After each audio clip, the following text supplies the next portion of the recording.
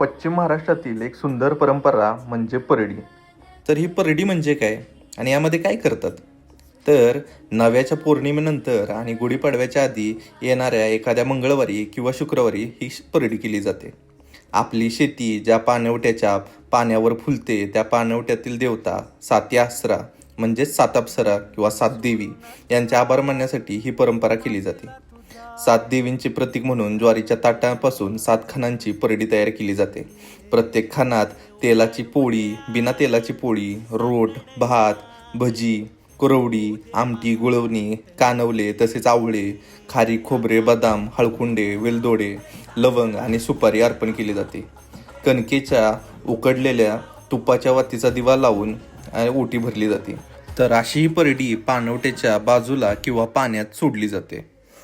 तर ही परडीची परंपरा अजूनही आपल्या गावामध्ये साजरी केली जाते. आणि तुम्ही इथपर्यंत व्हिडिओ बघितलाच असेल तर मला कमेंटमध्ये सांगा की परडी शेजारी अशी आग लावून त्याच्याकडे का नाहीत बघत. आणि अकाउंटवर नवीन असाल तर फॉलो करायला अजिबात विसरू नका.